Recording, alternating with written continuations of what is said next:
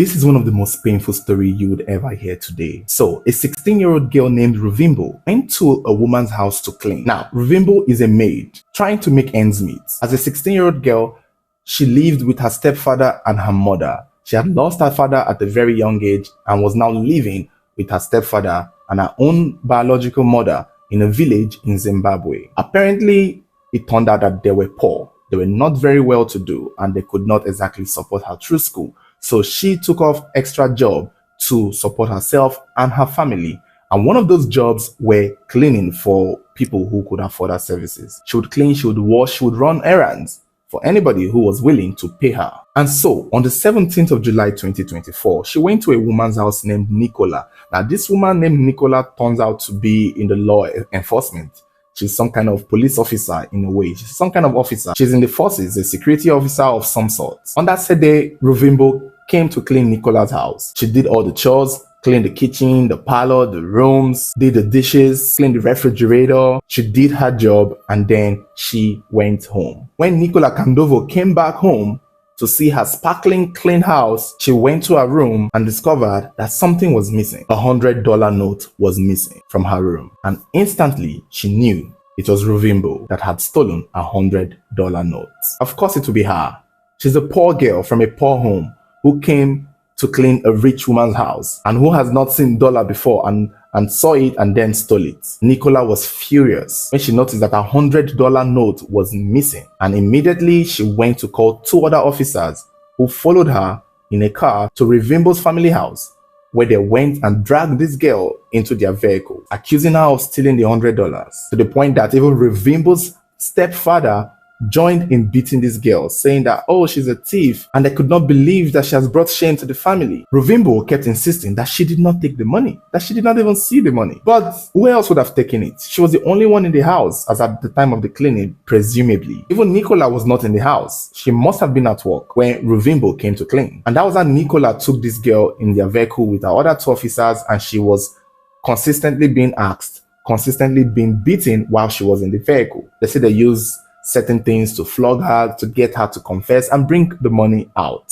But this girl claimed she did not take the money and she did not have any $100 to give to them. Ruvimbo was constantly tortured and beaten just so she could confess and get the money for them. But when they could not get her admitting to stealing the money and they could not get the money from her, she was now taken to a police station. And you think these police officers would be fair enough to do their job and investigate for themselves? They did not. Because clearly Nicola, who had brought this thief, was also an officer. So they trusted her judgment and instantly condemned Ruvimbo. The moment Ruvimbo came into the police station, she stood no chance. She was not even handcuffed inside the station. She was said to have been handcuffed to a tree in the police station. Who handcuffs a suspect on a tree? What in the Judge of the Jungle is going on there? What is happening? I want to say I will excuse the mentality because they said this story happened in a village in Zimbabwe. Because pictures of the girl is not in circulation.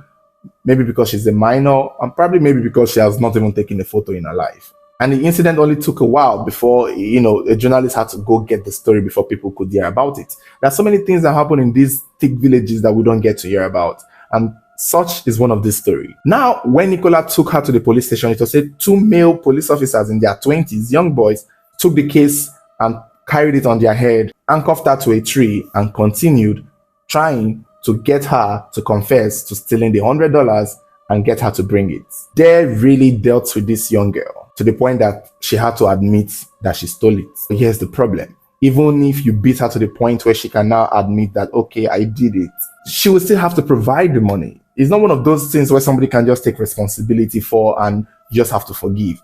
When she is tortured to the point that she had to admit to it, it was now time to, okay, you've admitted to it, so where is it? But now she can't provide it because she truly doesn't have it. If she did have it, she would have said, oh, go and check under where would she have gone to spend $100 in such a short period of time? When? So if she did have it, it would be somewhere that she knew she had kept it. So when she admitted, after all the beating, torture with wires, slaps, kicks, she still could not provide the money. Eventually, the officers got tired and they were like, they handed her back to the suspect because maybe at some point they started believing that she probably wasn't with the money. Rovimbo was eventually given back to the Madame Nicola Candovo and the other officers that she had asked to accompany her to deal with the girl. And it's not clear what Nicola did with Rovimbo after the police handed her back to her. Sources say that she probably took her back to her home or she took her back to her family house. But somewhere along the line, it was said that in the morning, Rovimbo fell sick. She started throwing up. The beating she had endured the night before was hell on earth, and nothing could be compared to it. Subsequently, Rovimbo's health deteriorated. And when Nicola was called to the attention that, see, this girl you accused of stealing your money, that you've beaten to the point that the money did not come out, is critically ill. She's now dealing with the aftermath of what you did to her. And it was said that Nicola claimed that Rovimbo was suffering from spiritual problems. And rather than provide money that this girl would use for medicals, clearly this is a village, I can tell, she suggested that they take Rovimbo to see a prophet. Somebody that will cast and bind her. How do you beat a girl an entire day? A teenager for that matter, mercilessly. You beat her yourself, you call two people to beat her up, you take her to a police station where two more people beat her up, tied her to a tree, and then you send her back to her own father's house with nothing. And then she's sick, throwing up with bruises all over her body. And when they call your attention to it, you tell the whole world that she has spiritual problems. And funny enough, Rovimbo's family believed that that was the case. And it was said that in the process of taking her to go and see the prophet, Rovimbo gave up the ghost and died. And this became a case of homicide. And this is when the police took it seriously. Interesting. The police began investigating the whole situation. Nicola was called because this was her case. And they asked her what happened to this girl, what was her role, how come this girl was beaten to the point she died the next day. And Nicola claimed that it was evil spirits that beat her up and it was not her. And she's right. Evil spirit did beat this girl up because she is the evil spirit that dealt with this girl. And it gets really worse because after Rovimbo lost her life, the $100 that went missing in Nicola's house was found. It was her son who had taken it all this while. Can you imagine? Imagine. So Rovimbo was beaten, tortured, and killed for something that this woman's son did. Reminded me of the story of the boy who was accused of stealing a neighbor's phone, who had come to charge it in his own house, only to end up getting beaten and killed. And then they find out that it was the woman's son who had already come to take the phone. This is a very horrible story. I'm not going to lie to you. When I learned about this story, I almost broke down.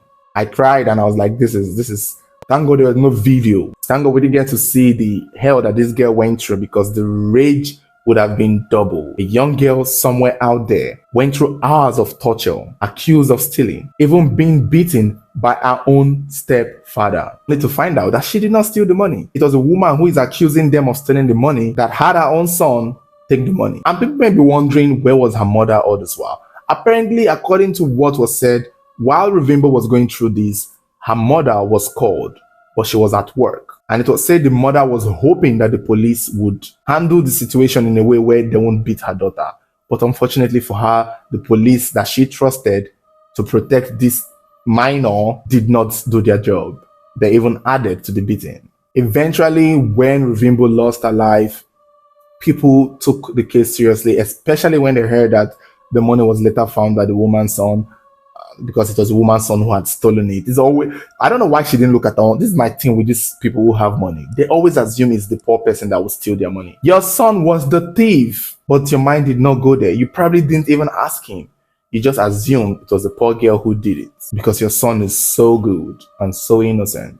Eventually, it was said that Nicola, as well as all the officers involved in beating up Rovimbo, were arrested. And they will all face trial in claims and in connection to the death of this girl. And I pray they all get the electric chair. I pray they all go to, you see, especially that Nicola woman, I pray she goes to jail and burn in hell because that is some evil thing you did. Even when they told you that this girl was now falling sick and throwing up, you were telling everybody that she has spiritual problems, that it was spirits who beat her up. Oh my God. Thank God nobody believed you, and thank God you will have to suffer for your crimes because of $100. They're all going to court and they're going to face their day in court. And I hope that the fact that Ruvimbo's family are not wealthy would not play a role for this rich woman who has $100 to go scot-free. I hope that is not the case because we know that there's a possibility. We know that there is that chance that it would happen. But let's hope Zimbabwean legal system is just because 16-year-old Ruvimbo needs justice. Even though we don't know her face, even though we don't know who she is, this story is heartbreaking enough because it could be anybody.